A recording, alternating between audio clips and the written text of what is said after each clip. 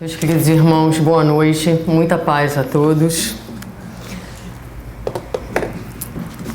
Nós hoje vamos, substituindo o nosso companheiro Elcio, que está rouco,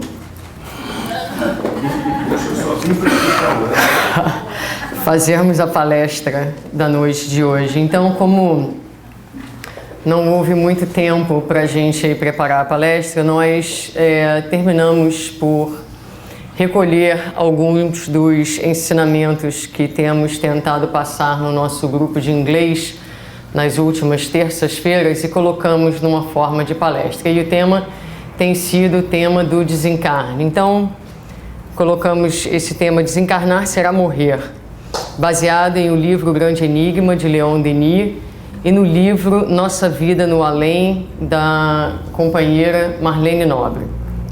E para abrir então a nossa reflexão da noite de hoje, nós vamos nos referir a Leon Denis no livro O Grande Enigma, capítulo 15, intitulado A Lei Circular. E lá, Leon Denis diz: a lei circular preside todos os movimentos do mundo, rege as evoluções da natureza e as histórias da humanidade. Os dias, as horas, os anos e os séculos rolam na órbita do espaço e do tempo e renascem porque seu fim, se há um fim, é precisamente o de voltar ao início. Para aqueles que conhecem a obra de Leon Denis, sabem que Leon Denis tem um olhar poético e ele fala de uma forma muito inspiradora em diversas partes de sua obra sobre o fato da impermanência, sobre o fato de que tudo na vida é movimento, de que tudo na vida está em constante transformação. Então, por exemplo, em O Problema do Ser, do Destino e da Dor, ele vai observar os ciclos da natureza, ele vai mostrar como as estações sucedem umas às outras, como as flores muitas vezes vão secar, vão murchar, vão aparentemente morrer para depois, numa nova estação, voltar a reflorir.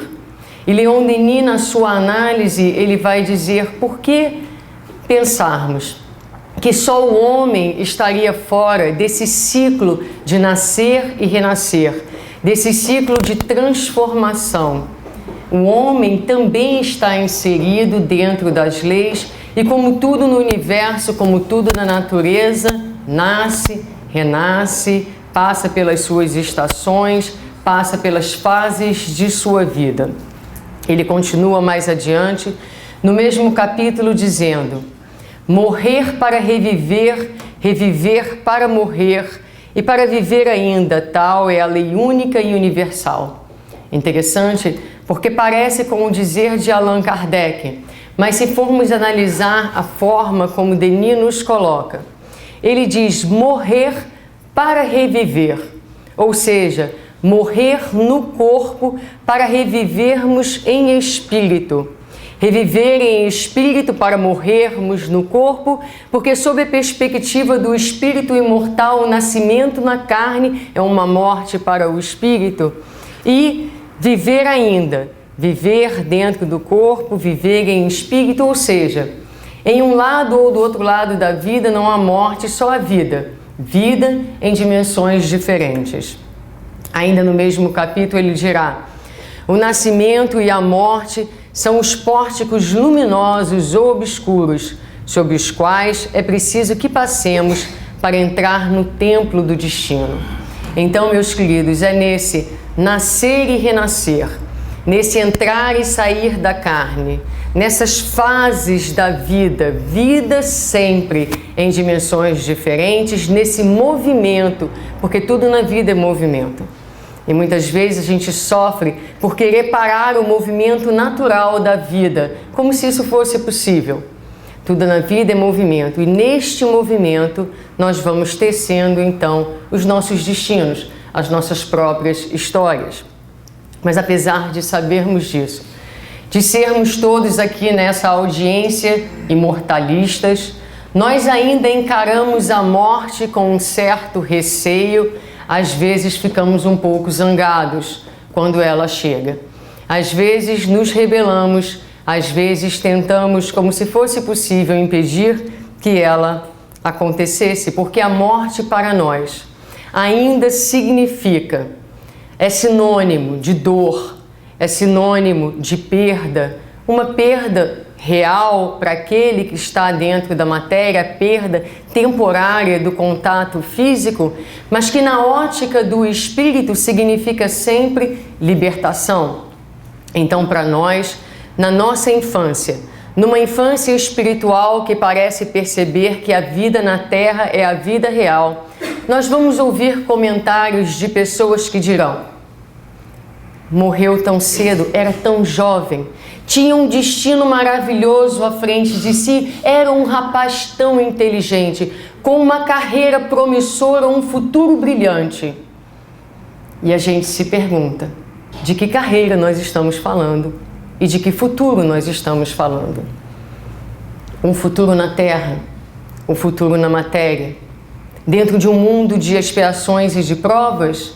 Ou a perspectiva da libertação de um espírito que cumpre a sua missão, o seu tempo, a sua estadia e agora tem a possibilidade da libertação, do retorno à vida espiritual? Mas é assim que nós percebemos o espírito Jim Reynolds, em o livro O Céu e o Inferno.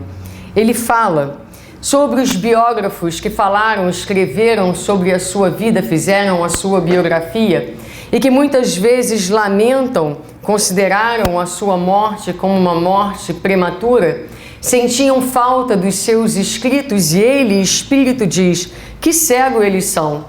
Sentem falta de escritos nascidos da poeira, escritos que ele havia produzido dentro da carne e que para ele pouco significavam.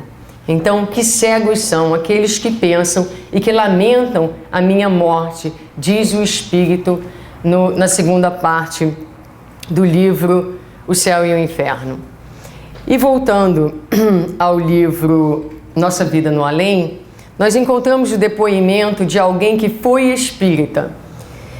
E os mentores dizem que então, nessa passagem para o plano espiritual, não foi preciso que doutrinassem o companheiro para que ele se inteirasse da verdade. Ele tinha consciência de que ele havia feito a passagem, mas que ele lamentava a falta de preparo dos seres humanos para a morte, inclusive dos que estão convictos da imortalidade, como ele próprio. Este é um traço característico constante da maioria dos habitantes dos dois planos.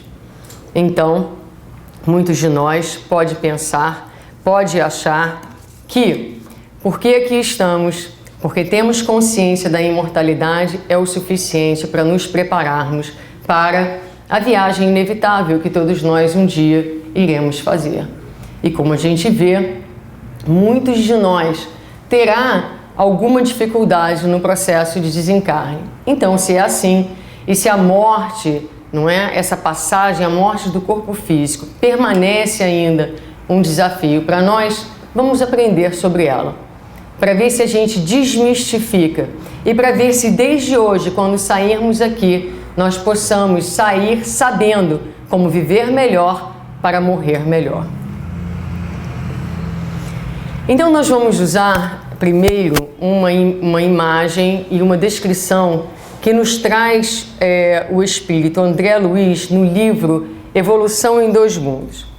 André Luiz, em Evolução em Dois Mundos, ele diz que muitas vezes o fenômeno da morte se equipara, é comparável ao fenômeno de metamorfose de alguns dos insetos, como por exemplo da borboleta. Então, no primeiro quadradinho lá em cima, a gente vê o ovo, o nascimento da lagarta, que atinge a fase adulta. Depois da fase adulta, essa lagarta começa a perder os seus movimentos. A lagarta devagarinho vai ficando ainda mais devagar e entra num estado de paralisia dos seus movimentos. Nessa altura, a lagarta também já não pensa, já não tem mais interesse em comer. E além disso, ela começa a passar por um processo onde, por exemplo, há o esvaziamento dos seus intestinos. nesse momento de morte da lagarta. Ela começa, através do uso das suas glândulas salivares, a produzir a crisálida, a produzir o casulo, onde ela vai se enclausurar durante um tempo e ali permanecer naquele casulo, às vezes por dias, às vezes por meses, por tempos variados. E durante esse tempo de paralisia e morte aparente dentro do casulo, dois fenômenos interessantes vão acontecer: o fenômeno da histólise e o fenômeno da histogênese. A histólise é a quebra dos tecidos que já não são mais necessários.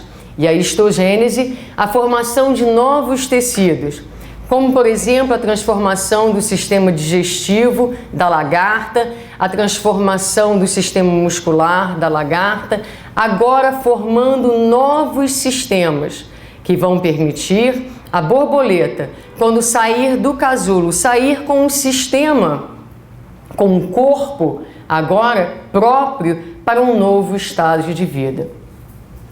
E Leon Denis diz que a morte humana é muito parecida. A morte do corpo físico, quando acontece como decorrência da idade, como decorrência das doenças que vão avançando. O que acontece com o ser humano? Também a nossa vitalidade vai diminuindo. Também os nossos movimentos vão diminuindo. Chega um momento que a gente já não se mexe mais tanto. Chega um momento para aqueles que trabalham com pacientes terminais que a gente sabe que as pessoas já não se interessam mais pela comida. A gente para de comer, já não há mais necessidade de comer. Até que chega um momento em que há então a morte do corpo físico. E o espírito vai se encontrar exatamente como a crisálida. Vai encontrar envolto nos tecidos dos seus próprios pensamentos, acasulado nos seus próprios pensamentos, nas suas formações mentais, nos seus sentimentos.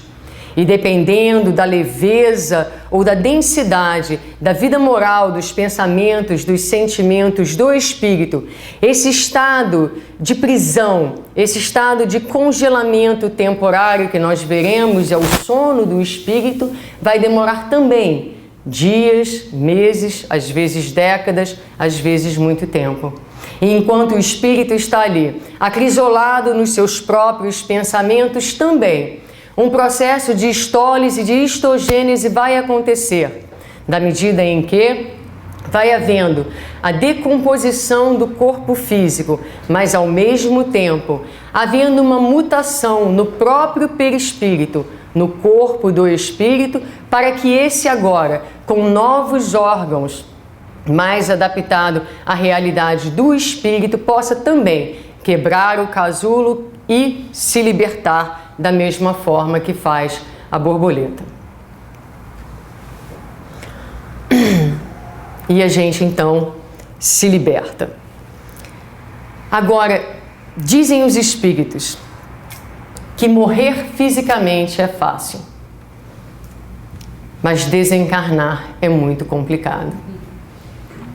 Então nós vamos ver a diferença entre o morrer.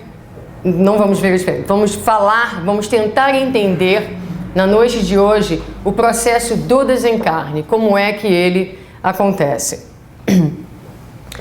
E falar do processo de desencarne seria falar de um processo inteiramente muito complexo, com muitas variáveis. Então nós escolhemos algumas que achamos que fossem interessantes e vamos falar desses três aspectos. O tempo de desprendimento que leva o espírito do seu corpo, uma vez que o corpo já esteja sem a vida. O processo de histogênese espiritual, o que acontece?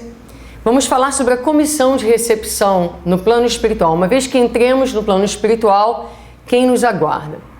Então, começando com o tempo de desprendimento, uma das coisas que um dos fatores que pesa no tempo de desprendimento é o tipo de morte que a pessoa tem. Como nós falamos, se é uma morte decorrente de um processo de envelhecimento, eu sei que ninguém gosta de envelhecer, mas tem as suas vantagens espiritualmente falando, não é? E uma dessas vantagens é essa, Na medida em que a gente vai perdendo vitalidade, também vai havendo um processo de afrouxamento dos elos energéticos entre o perispírito e o corpo físico. Então vamos parar um pouquinho e voltar um pouquinho. Quando nós encarnamos, o que acontece?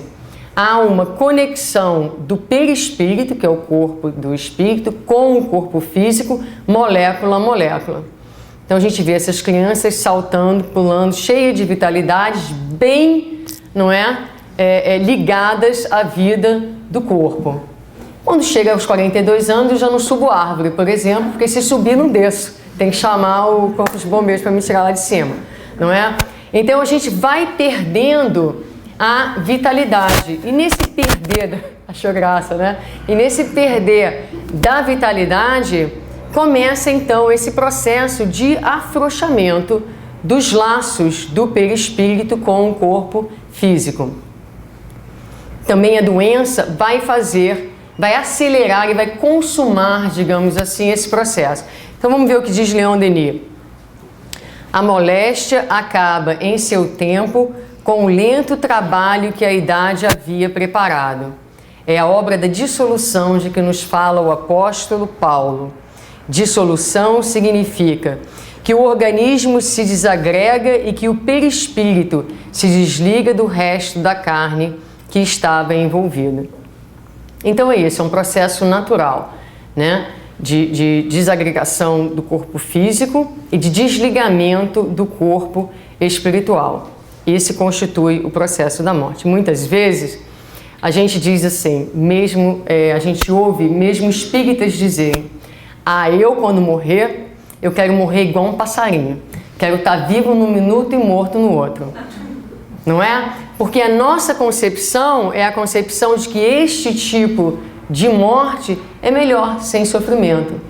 Mas espiritualmente falando, sob a ótica do espírito, muitas vezes é a velhice, é a doença que vão permitir que o processo aconteça espiritualmente falando de uma forma mais suave, dando ao espírito tempo de ir se adaptando, inclusive mentalmente, a ideia da passagem, inclusive dando ao espírito a possibilidade do exercício de desprendimento. Muitas vezes é no leito de morte que nós vamos ver as pessoas pensando nas suas vidas, voltando atrás e dizendo: se eu tivesse o tempo nas minhas mãos, eu faria diferente. E a gente diz: não tenho tempo para trás, mas tenho tempo para frente. Ainda tem chance de fazer diferente. Mas esse momento de reflexão é um momento chave para o espírito, que vai preparar muitas vezes mentalmente para uma posição de pensamento que vai, na verdade, facilitar o processo de desencarne. O que mais afeta nesse tempo, não é, de separação? Números de vida. Prática makes perfection, não? Practice makes perfection. Quanto mais você encarna e desencarna, mais prática a gente tem no processo de encarnar e desencarnar. Então, é um dos fatores. A cultura é um grande fator. Então, por exemplo, se a criatura pensa que depois da morte vem o sono eterno, make no mistake, a pessoa vai dormir, não é? Porque a posição mental dela a crença dela vai gerar nela o estado em que ela vai se encontrar, basicamente. Então nós, às vezes, recebemos espíritos aqui na própria reunião mediúnica que acabaram de acordar. Espíritos que dormiram por um tempo grande. Muito plasmado esse tempo e essa percepção pela questão cultural que eles traziam, porque no plano dos espíritos a mente é tudo. Aliás, no plano dos encarnados também, não é? Mas no plano dos espíritos ainda mais. E não há mortes idênticas, então tudo que nós estamos falando são linhas gerais do processo de desencarne. Agora, determinando o tempo de desencarne, o fator principal, nos dizem os espíritos, é o estado moral da alma. E por estado moral da alma, a gente vai entender não somente o fato daquilo que a gente sabe. A gente não vai sair daqui hoje dizendo, eu estou moralmente preparado para morrer porque escutei a palestra da Suzana. Não é assim que a coisa funciona. Porque estado moral não é o entendimento intelectual da morte, é a vivência. É a vivência dos postulados do Evangelho, a vivência de uma vida moral, é a vivência do espírito que já entende que a vida na carne é transitória e que tudo que nos é dado em termos material é dado para que seja utilizado e não para que seja possuído por nós. Então é essa consciência e essa vivência que vai facilitar o desprendimento mais rápido na hora do desencarne. Então, o estado moral da alma, a posição mental, os valores, o quanto nós nos identificamos com a matéria. Vale a pena, então, olhar o texto de O Evangelho segundo o Espiritismo, onde os Espíritos nos dizem que o homem não possui de seu senão o que pode levar deste mundo. O que encontra ao chegar e o que deixa ao partir, goza durante a vida na terra, mas, uma vez que é forçado a abandoná-la, dele não tem senão o gozo e não a posse real, que possui ele, pois. Então essa é uma pergunta importante. Se a gente pensasse assim agora, amanhã é o dia do meu desencarne, o que eu tenho dentro da minha maleta que eu vou levar para o plano espiritual? Quais são as minhas verdadeiras aquisições? O que eu sei? Quanto bem eu pratiquei? Quantas pessoas eu amei? Quantas vezes eu fui capaz de desculpar? Quantos abraços eu dei? Quantas pessoas eu consolei? Porque isso, meus irmãos, é o que vai na nossa bagagem, nada mais. Todo o resto fica. E a gente vê muitas vezes nas reuniões mediúnicas o sofrimento dos espíritos pelo que ficou para trás e eles já não podem mais ter.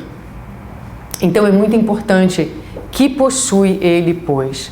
Nada daquilo que é de uso do corpo, tudo que é de uso da alma, a inteligência, os conhecimentos, as qualidades morais. Já falei isso aqui uma vez em uma das nossas conversas. Muitas vezes eu pego falando para os meus filhos, nossa, você é linda, falo para minha filha, você é a menina mais bonita do planeta. Aí eu paro e penso assim, e o seu coração também. Você tem um coração lindo, de uma pessoa boa. Porque o nosso foco é sempre no físico, é na aparência física. E mesmo com as nossas crianças, dizer para uma criança, você é bonita. Tá, mas o corpo dela é bonito. O que mais é bonito?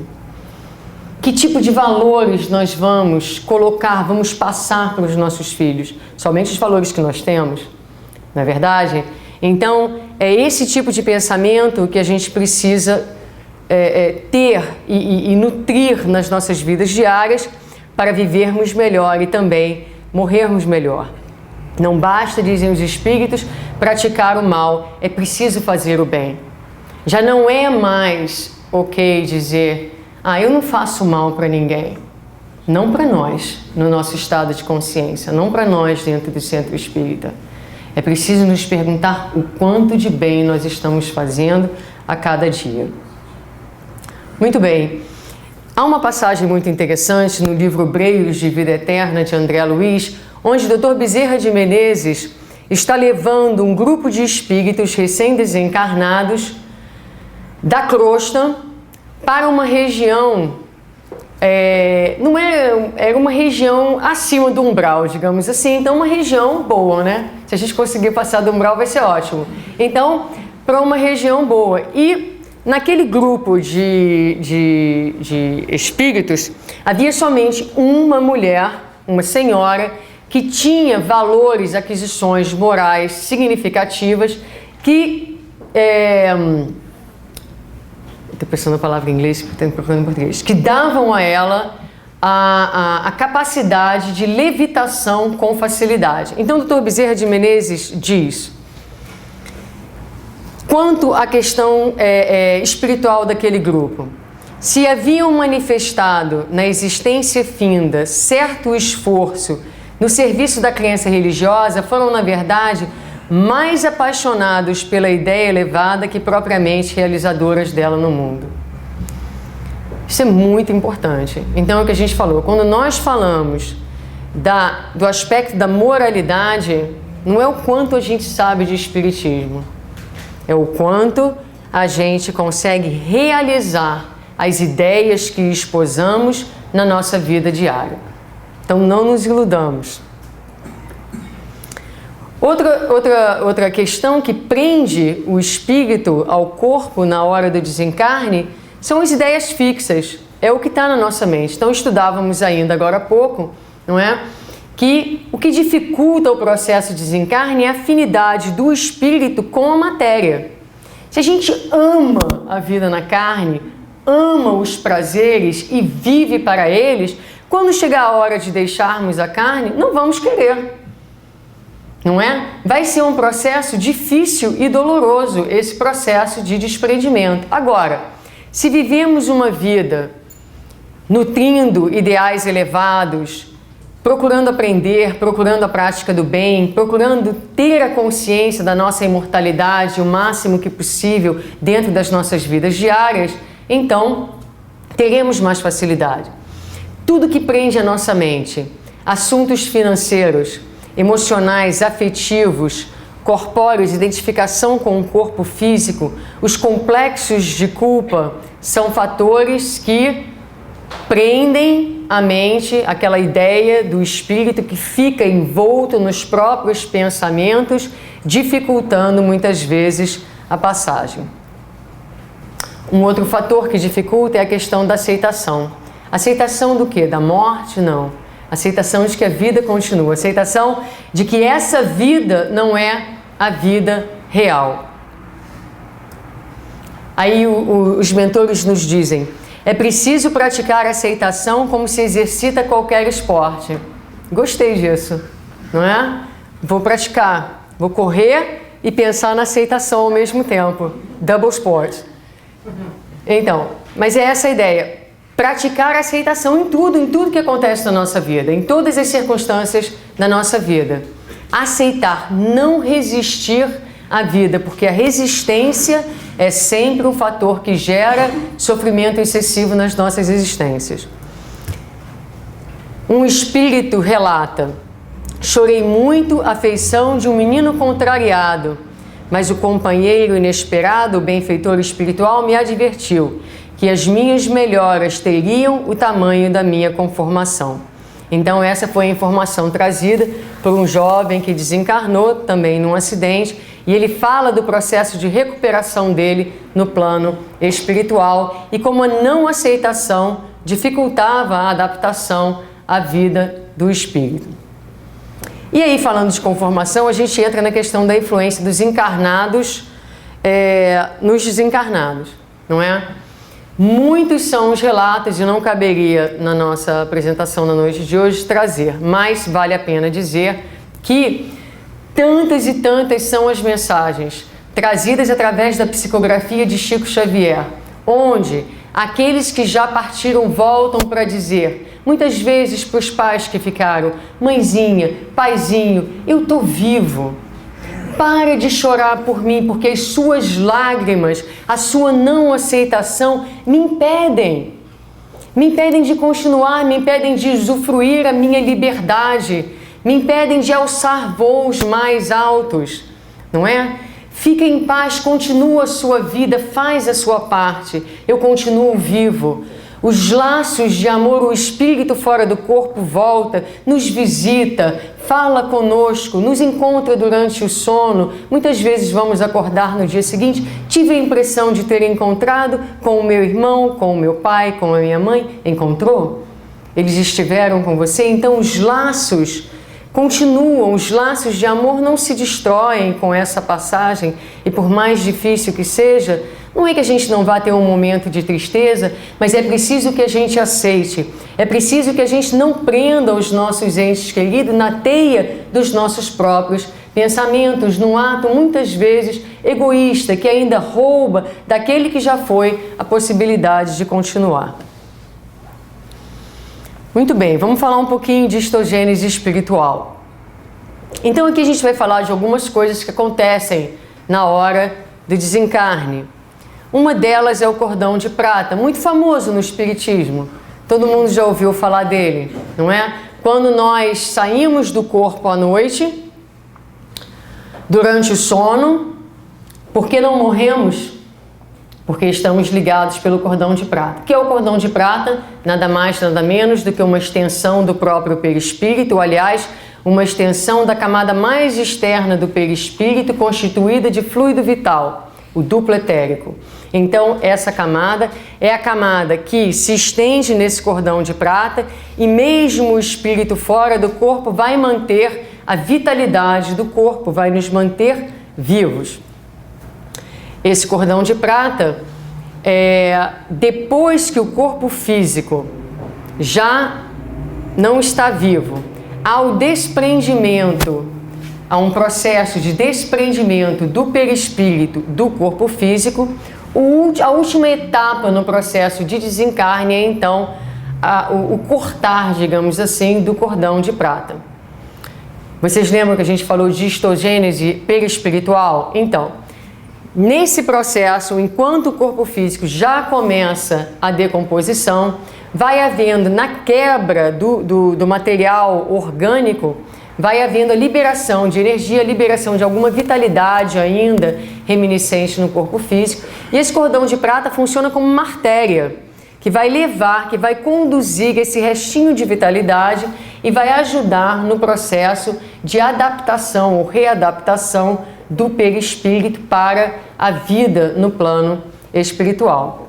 Então nós vamos ver que dependendo do grau de preparação do ser para o desencarne, esse cordão de prata vai ser cortado às vezes mais rapidamente e às vezes vai se levar mais tempo.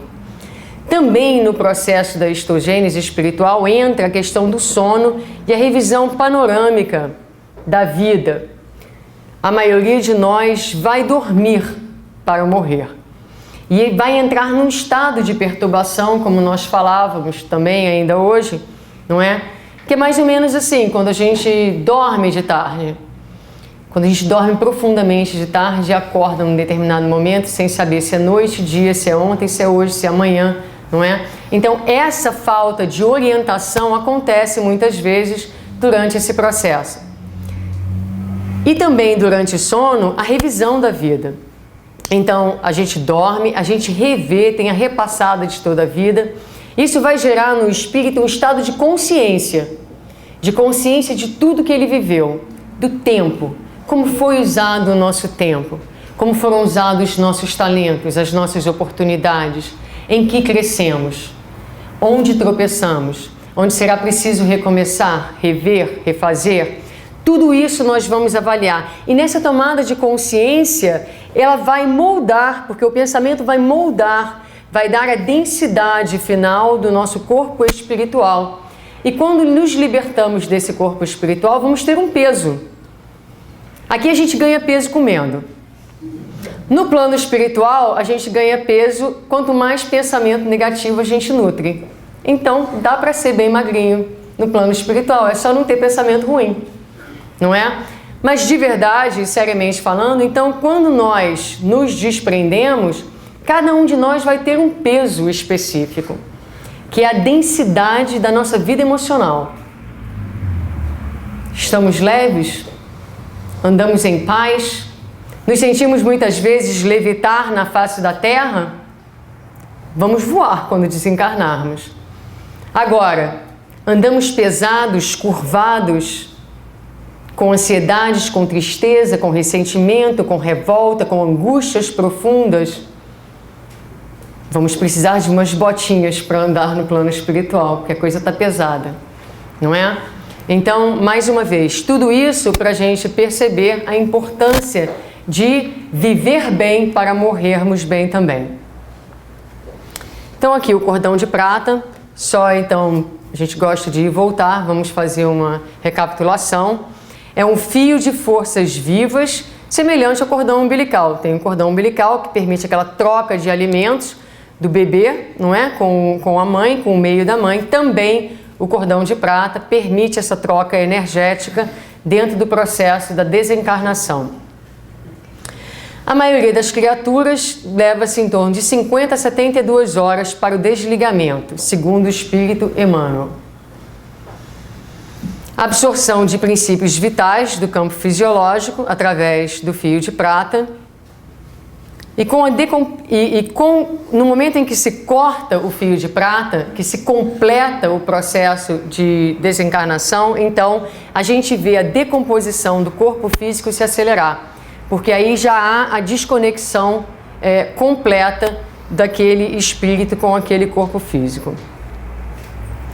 A questão do sono, eu vou passar um pouquinho rápido, porque tem alguns casos que eu quero contar para vocês e então não vou me prender muito aqui. As questões 163 e 165 de O Livro dos Espíritos nos falam que todos nós passamos por esse estado de sono, de sonolência, de confusão. E aqui um rapaz de 20 anos que faleceu num acidente de avião nos diz: chorei dentro de uma imobilidade que eu não saberia descrever. E em seguida notei que mãos de enfermagem me anestesiavam. Era o sono da bênção, porque entre a morte do corpo e o renascimento na vida espiritual, Deus colocou um desmaio providencial. Olha que legal essa maneira de colocar, não é? Agora, nem sempre o sono é um sono tranquilo. Às vezes é um sono angustiado. Então, um outro rapaz, desencarnado com 27 anos, relata: um choque difícil de descrever. E depois aquela ideia de que o desmaio era natural e inevitável, um sono agitado por pesadelos, porque a gente não se despede do corpo sem desatar muitos laços e nem se desliga com muita facilidade do ambiente querido sem que se desenvolveu a experiência familiar. Não ficou muito claro isso, mas basicamente mostrando aqui o que? A dificuldade desse espírito em se desligar dos seus afetos, afetando a qualidade da sua experiência. E nós vamos ver que as experiências são infinitas. Então, aqui são só alguns exemplos. A revisão da vida. Em um lance veloz de tempo, revi toda a minha vida curta de rapaz e em seguida me arrojei em um sono pesado. Então, mais um relato. Esse livro que nós citamos, da Marlene Nobre, traz vários relatos de espíritos, vários desencarnes de formas diferentes, que mostram, que atestam essas circunstâncias que nós estamos dividindo com vocês na noite de hoje. Uma das coisas mais consoladoras na questão da morte é a comissão de recepção. Ninguém nasce sozinho, ninguém morre sozinho. Sempre haverá uma comissão de recepção. E na maioria das vezes, sempre haverá um ente querido que estará nos esperando e que muitas vezes vai, inclusive, ajudar no processo de desencarne, vai estar presente durante o processo de desencarne. É o que a gente fala aqui, é uma graça concedida aos bons espíritos, o lhes virem ao encontro do que o amam. Então, um relato, eu não sei se eu tenho aqui. Tem. Então, esse outro espírito conta: entre o abatimento e o sono, vi que um senhor de idade madura me abraçou e disse, havia desencarnado: não se aflija, sou o seu sou o seu bisavô Vitor e vim convidar você para o repouso. Aí, carregou-me nos braços e foi quando pude dizer àquele parente: sou também Vitor e desejo a tua paz. Então ele era o bisneto, né, sendo recebido pelo bisavô, a quem ele não havia conhecido em vida física, mas os laços da família, os laços afetivos, não é? Que passam por gerações, não as gerações que a gente conhece, mas as ligações, às vezes de múltiplas vidas, os espíritos vão nos receber. São tantos os relatos de avós, de bisavós que recebem e que muitas vezes nessa hora dão aquele abraço afetuoso e se apresentam. Eu sou o seu familiar e vim te receber. Stuck.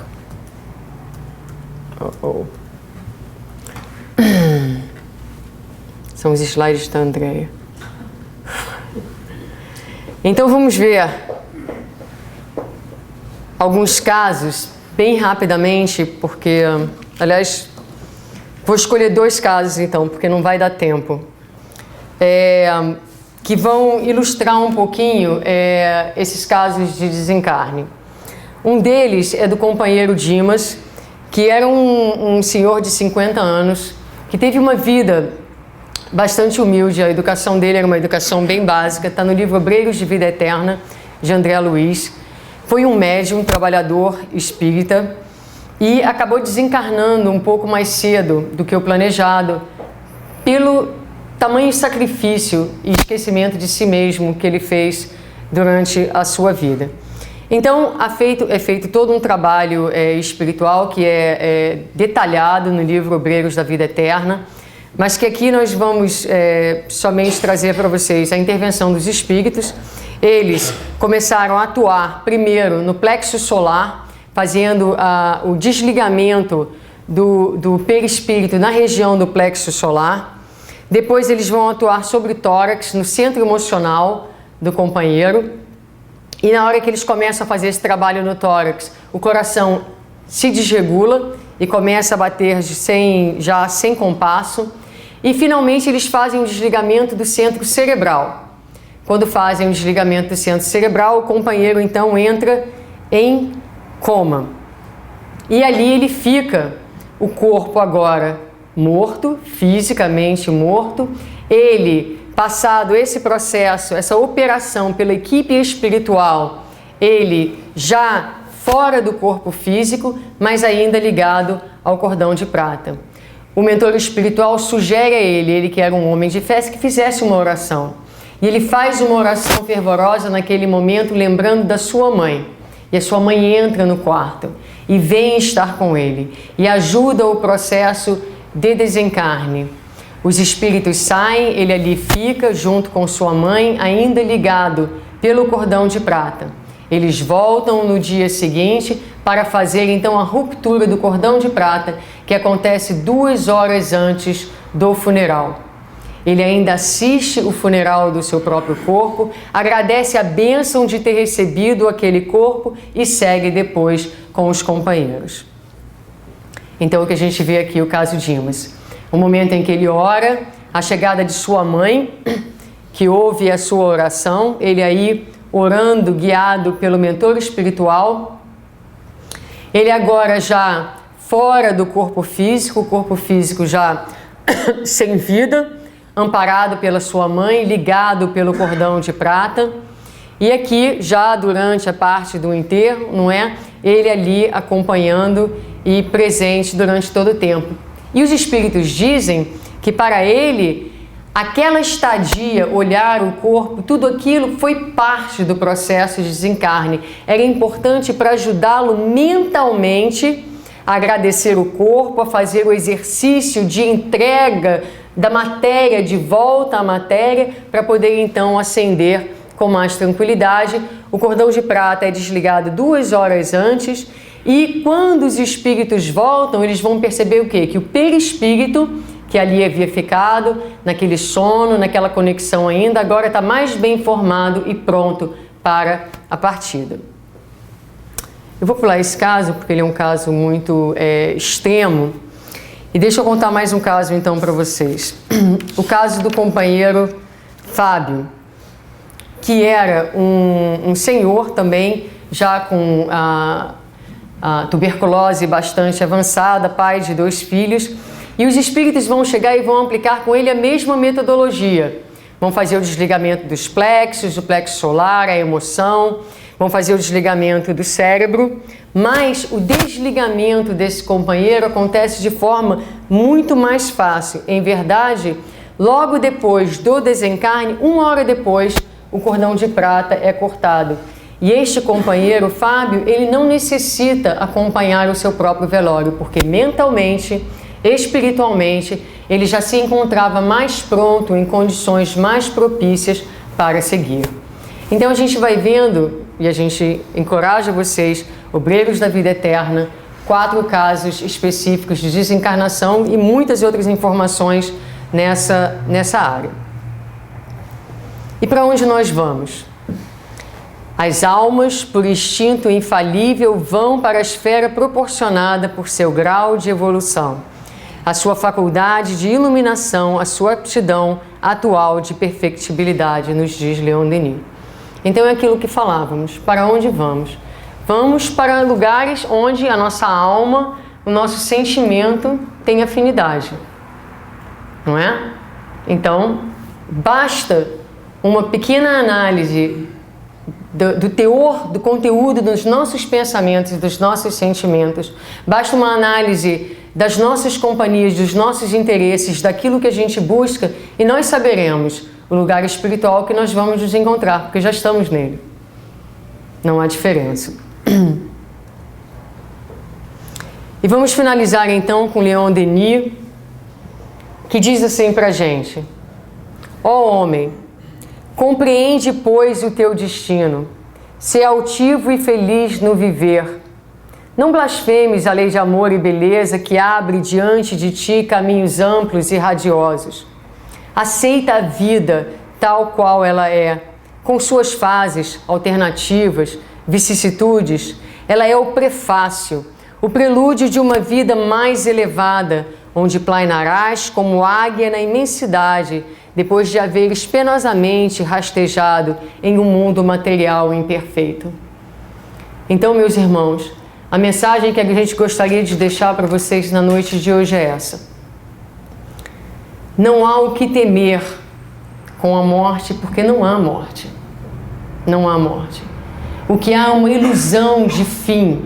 Não há morte, só há transformação. Só há transformação. E é preciso, para que nós possamos passar por esse processo de transformação com mais leveza, é preciso que a gente aprenda também a viver com mais leveza. Para que a nossa viagem possa ser uma viagem tranquila e para que nós possamos ajudar aqueles que perto de nós se preparam também para as suas viagens. Que o nosso pensamento, que a nossa visão da vida possa se elevar acima das coisas pequenas da matéria, da ilusão de que isso aqui é a realidade. Que a gente possa olhar para o céu, como disse um espírito amigo, e ver nas estrelas do infinito os nossos seres amados, vibrando, brilhando, continuando as suas existências. Que a nossa fé seja sempre aquele chão seguro onde a gente pisa, na certeza absoluta das nossas imortalidades, na certeza absoluta de que a vida continua e que só há vida em planos diferentes, mas que onde quer que nós estejamos, estaremos sempre unidos. Muita paz.